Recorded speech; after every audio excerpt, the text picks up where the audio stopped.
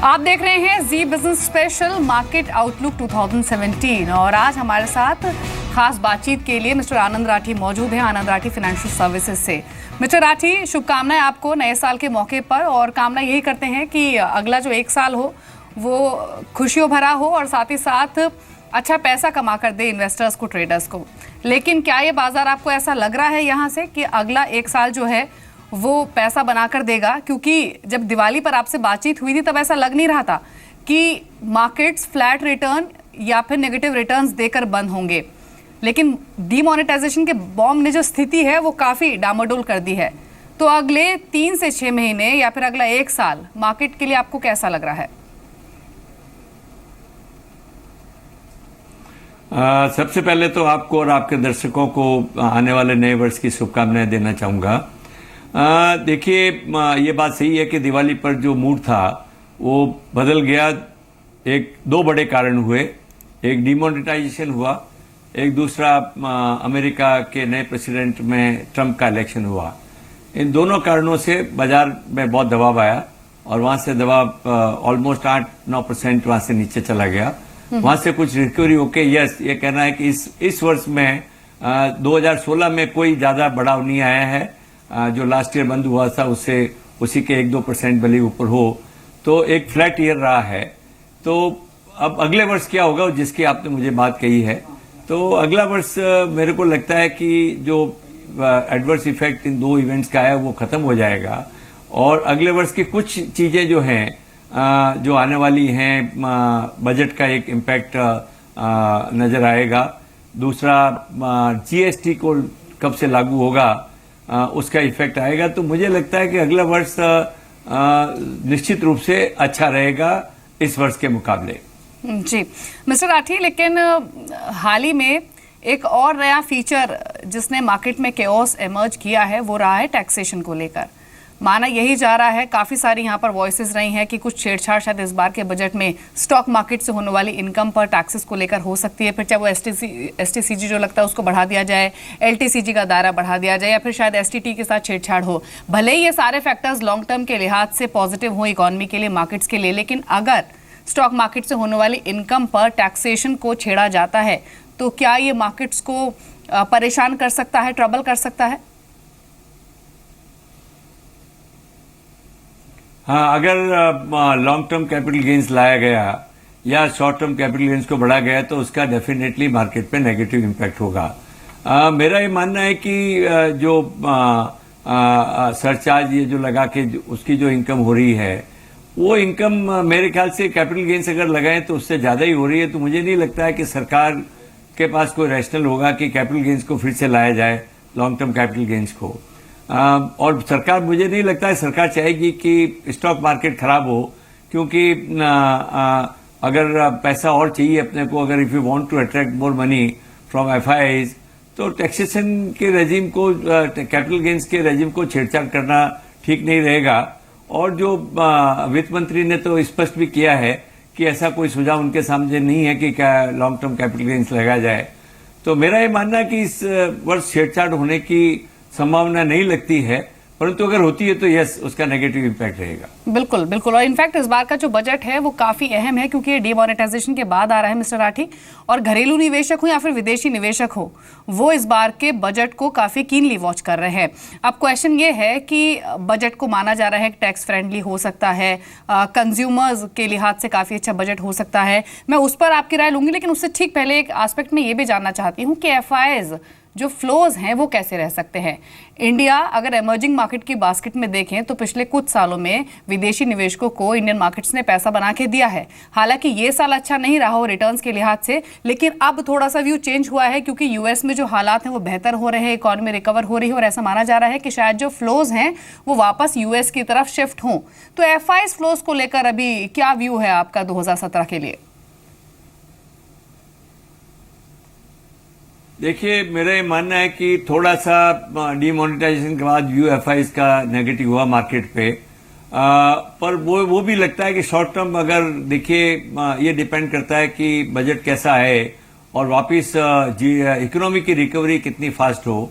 मेरा personal view है कि भाई एक अगले मार्च तक के बाद जो है फिर से इकोनॉमी में रिकवरी अच्छी आएगी। और एफआई फ्लो जो है यूएस मार्केट इंप्रूवमेंट, अगर यूएस का इकोनॉमी इंप्रूव भी हुई तो देखिए इमर्जिंग मार्केट्स में जो पैसा आता है उसका बहुत कम शेयर इंडिया में अभी तक आ रहा है। तो मुझे नहीं लगता है कि इंडिया का अपना एफआई इनफ्लो को इफेक्ट होगा, बल्कि अगर वर्ल्ड की दृष्टि से, इमर्जिंग मार्केट की दृष्टि से देखें तो Indian market would be one of the most attractive market. इसलिए अपना इनफ्लो कम होने का मुझे गुंजाइश नहीं लगती, बल्कि अगर बजट अच्छा रहा और जीएसटी के आने की संभावना होगी तो फ्लो बढ़ सकता है अगले साल जाके। जी मिस्टर राठी, आपने बजट की बात की और जैसे मैंने अभी भी मेंशन किया था कि आम कंज्यूमर को बहुत उम्मीदें हैं इस बार के बजट से, क्योंकि माना तो यही जा रहा है, ज्यादातर मार्केट पार्टिसिपेंट्स यही मान रहे हैं कि डीमोनेटाइजेशन के इम्पैक्ट को न्यूट्रलाइज करने के लिए, नेगेट करने के लिए सरकार टैक्स फ्रेंडली बजट ला सकती है, स्पेशली कंज्यूमर्स को ध्यान में रखते हुए। और अगर कंज्यूमर्स को टैक्स बेनिफिट सरकार देती है तो एक पॉकेट जिसको हम सीधे रिलेट करते हैं वो है कंज्यूमर डिस्क्रिशनरी या फिर कंज्यूमर स्टेपल्स, जो कि एक वर्स्ट हिट स्पेस रहा है पोस्ट डीमोनेटाइजेशन। क्या किसी भी तरह का टैक्स बेनिफिट कंज्यूमर फ्रंट पर हेल्प करेगा इस डीमोनेटाइजेशन इंपैक्ट को नेगेट करने में?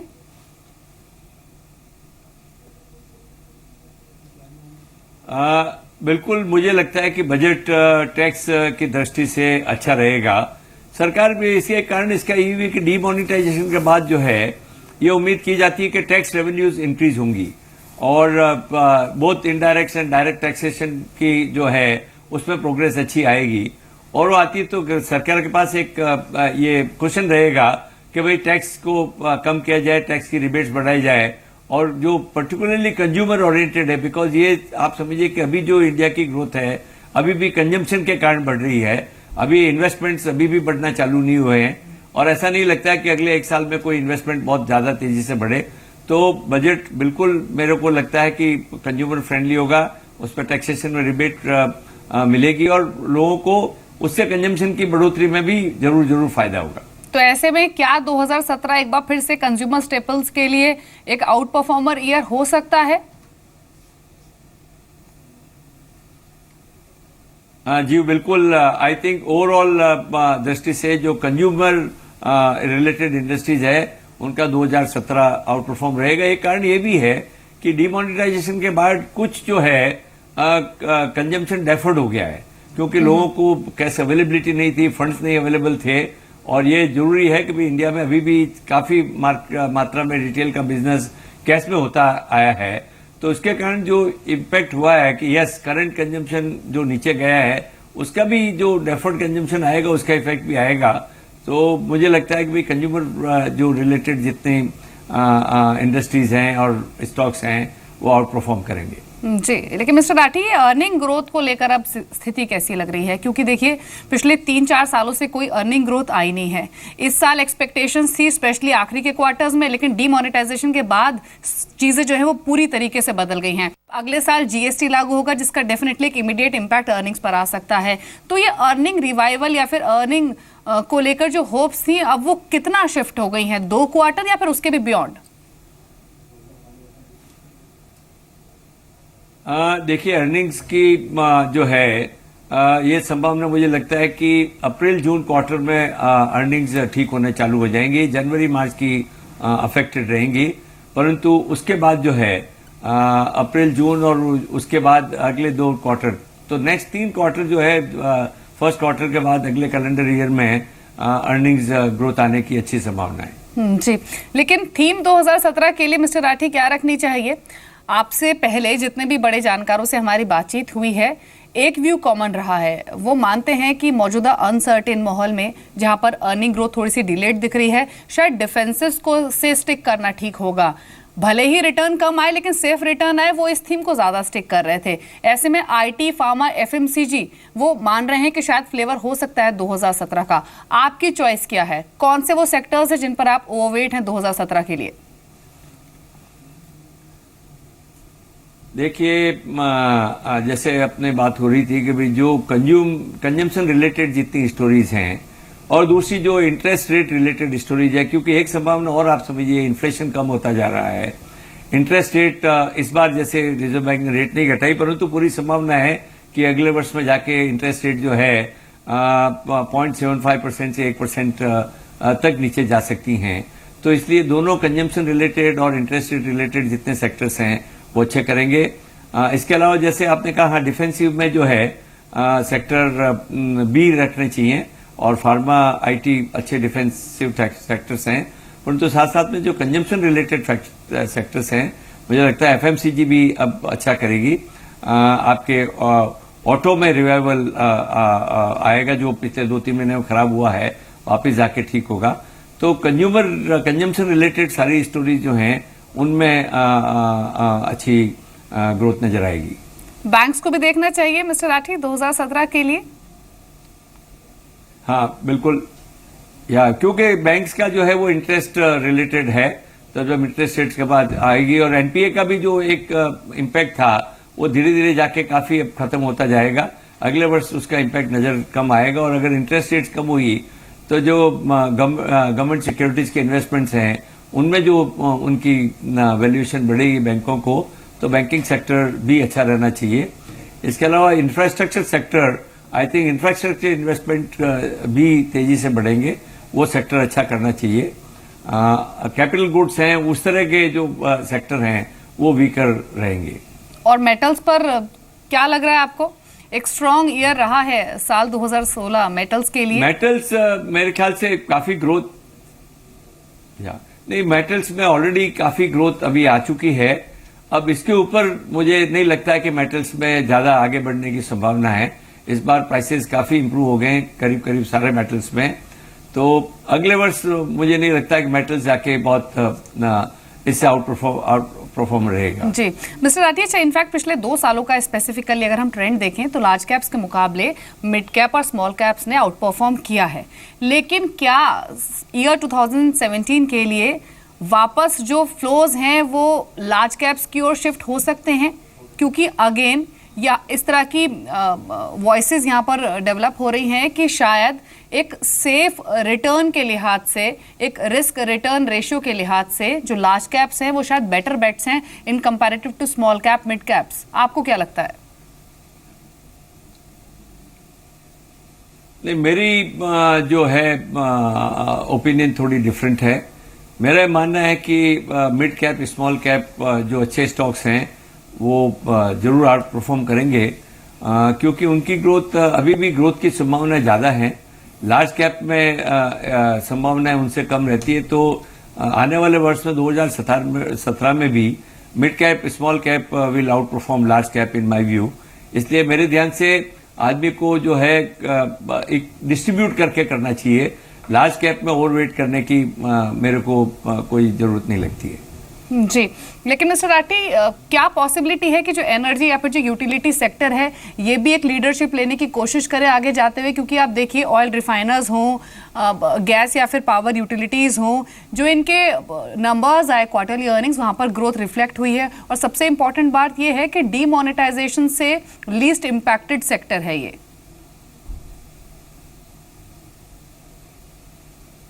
हाँ, तो ये मैं ये कहूँगा कि यूटिलिटी एनर्जी सेक्टर भी नॉर्मल परफॉर्म करेंगे। वो आउट परफॉर्मेंस करने की मुझे संभावना नहीं लगती है। तो इसलिए जो नॉर्मल वेट जो आदमी रखना चाहे एनर्जी यूटिलिटी सेक्टर पर रख सकता है। जी मिस्टर राठी, लेकिन आपने अभी थोड़ी देर पहले बैंक्स की बात की थी। मैं कुछ छोटी पॉकेट्स की ओर शिफ्ट होना चाहती हूँ जिन्होंने वाकई में डीमोनेटाइजेशन से पहले जोरदार पैसा इन्वेस्टर्स को बना के दिया है, जैसे कि एनबीएफसीज हुई। आप देखिए, डीमोनेटाइजेशन से पहले जितने भी जानकारों से हम बात करते थे उनका कंफर्ट बैंक्स के मुकाबले एनबीएफसीज में ज़्यादा दिखता था। लेकिन अब डीमोनेटाइजेशन के बाद जो चीज़ें हैं वो पूरी तरीके से बदल गई। अब ऐसा लग रहा है कि शायद एनबीएफसीज एक ऐसे डार्क टनल से गुजर रहे हैं जो बहुत लंबा हो चुका है, और बैंक शायद टनल के उस एज पर आ चुके हैं जहां पर रोशनी दिख रही है। आप एनबीएफसीज में कहीं अपॉर्चुनिटीज देख रहे हैं? देखना चाहिए सेक्टर, या फिर शायद अभी पेन और आ सकता है? नहीं, मुझे लगता है एनबीएफसी भी अच्छा करेगी। देखिए, डीमोनेटाइजेशन जाने से जो अगर आपकी इकोनॉमी में ज़्यादा ट्रांजैक्शंस अगर प्रॉपर होंगे, कैशलेस ट्रांजैक्शंस होंगे, एनबीएफसीज की डिमांड उनकी फंड्स की बढ़ेगी, इंटरेस्ट रेट कम होती है तो एनबीएफसीज को फायदा होता है। तो मेरे को लगता है एनबीएफसी सेक्टर भी बैंकिंग सेक्टर की तरह ही अच्छा करेगा। उसमें कोई ऐसा संभावना नहीं लगती कि उनकी परफॉर्मेंस खराब होगी। जी, ग्लोबली कोई रिस्क पॉइज हो सकता है आगे जाते हुए इंडियन मार्केट्स के लिए? क्योंकि जनवरी में डोनाल्ड ट्रंप कामकाज संभालेंगे, एक स्पीच भी उनकी ओर से आनी है जिसको सभी ग्लोबल इक्विटीज काफी क्लोजली वॉच करेंगे। उसके बाद बात ये भी हो रही है कि फेड की ओर से जो रेट हाइक का प्रोसेस है वो 2017-2018 में और अग्रेसिव हो सकता है। क्या ये फैक्टर्स कोई रिस्क पॉइज कर सकते हैं इंडियन मार्केट्स के लिए? Yes, to some extent yes, क्योंकि देखिए प्रेसिडेंट ट्रंप की क्या पॉलिसीज रहेंगी, दे आर रिलेटिवली अननोन। इसलिए वो जब तक थोड़ी उनकी क्लैरिटी नहीं आएगी, अगर कोई ऐसे डिसीजंस होते हैं जिससे फर्क पड़ता है, परंतु उसमें भी लगता है कि India would be relatively less affected even if that happens. जहां तक इंटरेस्ट हाइक का सवाल है, देखिए मार्केट्स ऑलरेडी फैक्टर कर चुका है कि नेक्स्ट ईयर में 2 से 3 interest rate hike 0.25% each time can come in US. अब ये डिपेंड करेगा कि यूएस की इकोनॉमिक जो ग्रोथ है वो कैसे चलती है। अगर वो इम्प्रूव होती रहती है तब तो इम्पैक्ट डेफिनेटली इमर्जिंग मार्केट्स पे कुछ ज्यादा होगा, परंतु अगर वो ग्रोथ बहुत ज्यादा नहीं आती है, और मेरे मानना है कि बहुत फास्ट ग्रोथ भी यूएस में आने की संभावना इतनी नहीं है जो समझा जा रहा है। पिछली बार पहले भी ग्रोथ ऊपर होके फिर से नीचे आ गई, तो interest rate hike factored in है to my mind. But yes, Trump की पॉलिसीज क्या होगी उसका एक मार्केट के ऊपर डेफिनेट इफेक्ट आएगा। ठीक है, आपने कहा कि जो फेड रेट हाइक है वो फैक्टर्ड इन है, लेकिन क्या डॉलर का बिहेवियर जो कि स्ट्रॉन्गर गोइंग फॉरवर्ड एक्सपेक्टेड है, क्या ये भी फैक्टर्ड इन है इंडियन मार्केट्स में? क्योंकि बजट के बाद ठीक है मार्केट में शायद थोड़ी सी स्टेबिलिटी आए, लेकिन डॉलर का बिहेवियर, यूएस में जो बॉन्ड यील्ड्स है उनका बिहेवियर वो भी काफी इंपॉर्टेंट रहेगा। और अभी तक का जो स्थिति है, जो प्रोजेक्शन है वो यही है कि शायद डॉलर और स्ट्रेंथ गेन कर सकता है। क्या ये भी एक फैक्टर है जो कि थोड़ा सा रिस्क हो सकता है? देखिए, ये संभावना बिल्कुल ठीक है कि यूएस डॉलर जैसे इंटरेस्ट रेट हाइक होगी, US dollar could be stronger. परंतु अगर इंडियन रुपी की दृष्टि से देखें तो देखिए अपने को ये देखना पड़ेगा कि अपना करंट अकाउंट और कैपिटल अकाउंट में क्या होने वाला है, ओवरऑल बैलेंस ऑफ पेमेंट की क्या पोजीशन है। वहां अगर देखें तो अपने करंट अकाउंट में उत्तरोत्तर उसमें इंप्रूवमेंट होता नजर आ रहा है और करंट अकाउंट डेफिसिट घटता जा रहा है। और एफआईज इनफ्लो अगर जैसे मैंने कहा वो ठीक रहे, एफडीआई इनफ्लो बढ़ता जा रहा है, तो उस दृष्टि में इंडियन रुपी इवन अगर यूएस डॉलर स्ट्रांग हो तो इंडियन रुपी को वीक होने की संभावनाएं नहीं लगती हैं मुझे लगता है। बल्कि अगर जिस तरह का balance of payment current account surplus की बात हो रही है और जो संभावना है rupee can become stronger in next 2 years, इसलिए अपने ऊपर कोई नेगेटिव इम्पैक्ट उसका नहीं होगा। जी मिस्टर राठी, इनफैक्ट एक और हिस्टोरिक डेवलपमेंट हुई 2016 में, वो था क्रूड को लेकर जो बैठकों का दौर रहा और फाइनली ओपेक और नॉन ओपेक कंट्रीज के बीच में क्रूड प्रोडक्शन कट करने का डिसीजन लिया गया। और इसीलिए अब माना यह जा रहा है कि जो क्रूड प्राइसेस हैं वो ऑलरेडी लोअर लेवल से रिकवर हो चुके हैं 2 साल की एक स्ट्रॉन्ग अंडर परफॉर्मेंस के बाद, और शायद ये अप्रिसिएशन और स्ट्रेच हो। तो क्वेश्चन यहाँ पर मेरा आपसे ये होगा कि जो कुछ ऐसी सिलेक्टिव पॉकेट्स रही हैं क्रूड लिंक, जिन्होंने 2014 और 15 के दौरान एक पार्टी पीरियड फेस किया है, फिर चाहे वो टायर हो, फिर चाहे वो एविएशन कंपनीज हो या फिर पेंट स्टॉक्स हो, इनको लेकर क्या नजरिया आप थोड़ा सा बदल लेना चाहिए अगर ये आपके पोर्टफोलियो में है तो?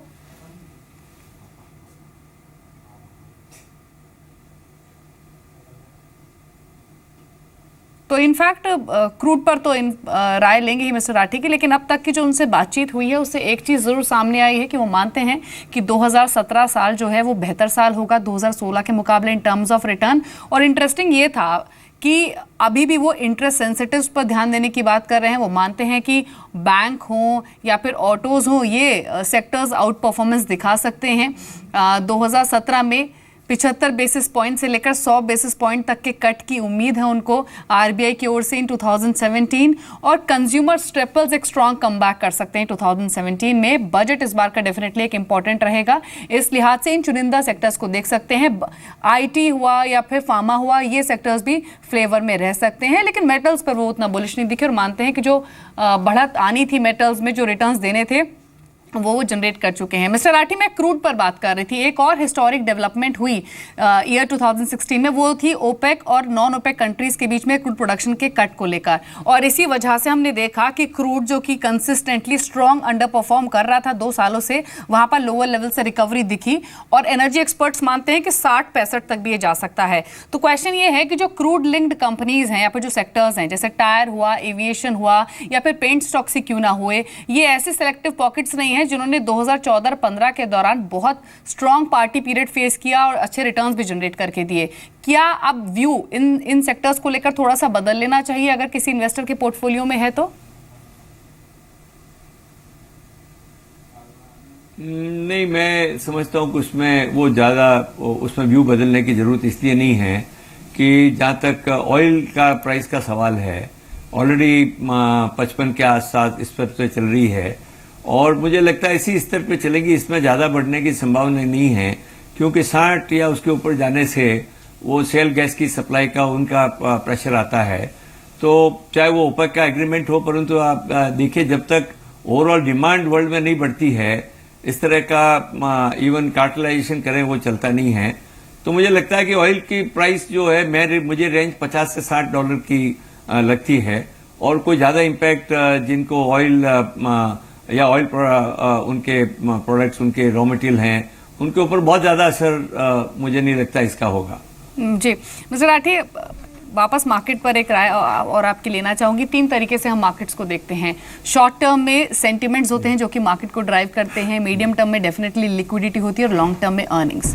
तो ऐसे में इन तीनों ही, short term, medium term, long term, तीनों ही नजरिए से देखें तो आपकी क्या राय है, कैसे लग रहे हैं मार्केट्स? देखिए, शॉर्ट टर्म में मार्केट वॉलेटाइल रहेंगे और जब तक बजट नहीं आता तब तक तो मार्केट जो अभी चल रहे हैं उस तरह चलेंगे। बजट के बाद थोड़ी ज़्यादा क्लैरिटी आएगी और एक क्लैरिटी मिड टर्म की आएगी जब उसके बाद आपके जीएसटी का ये पक्का खुलासा हो जाए कि जीएसटी कब से लागू होगा, किस तरह की रेट्स रहेंगी, उसका इन्फ्लेशन पे क्या नेगेटिव इम्पैक्ट होगा या नहीं होगा, उसके ऊपर मीडियम टर्म इम्पैक्ट रहेगा। परंतु मीडियम टर्म मुझे ठीक लगता है, कोई नेगेटिव नहीं लगता है। लॉन्ग टर्म जो है, जहाँ तक अर्निंग्स का सवाल है, मुझे लगता है कि लॉन्ग टर्म ऑलरेडी पिछले कुछ वर्षों से अर्निंग्स बड़ी नहीं है। एक मुख्य कारण इंटरेस्ट रेट ज़्यादा थी, डिमांड धीरे धीरे बढ़ रही थी, कैपेसिटीज बहुत क्रिएट हो गई थी। हम तो धीरे धीरे कैपेसिटीज नहीं क्रिएट नहीं हो रही है, तो एक difference between demand and capacity कम होता जा रहा है, तो थोड़ी प्राइसिंग पावर उसके पास इंडस्ट्री में आती है। तो ओवरऑल अर्निंग्स के एंगल से लॉन्ग टर्म मुझे बहुत अच्छा लगता है, मीडियम टर्म ठीक लगता है और शॉर्ट टर्म जैसे मैंने बताया वो वोलेटाइल रहेगा जब तक बजट नहीं आ जाए। बजट के बाद ज़्यादा क्लैरिटी आएगी। शुक्रिया मिस्टर राठी, आपने समय दिया जी बिजनेस को और आपने व्यूज मार्केट्स पर शेयर किए। साल 2017 इन्वेस्टमेंट के लिहाज से, रिटर्न के लिहाज से कैसा लग रहा है ये आपने बताया हमारे व्यूअर्स को। शुक्रिया आपका एक बार फिर से। तो आप सुन रहे थे मिस्टर आनंद राठी को, मार्केट आउटलुक 2017 में, जो मानते हैं कि साल 2017 रिटर्न्स के लिहाज से एक स्ट्रॉन्गर ईयर हो सकता है।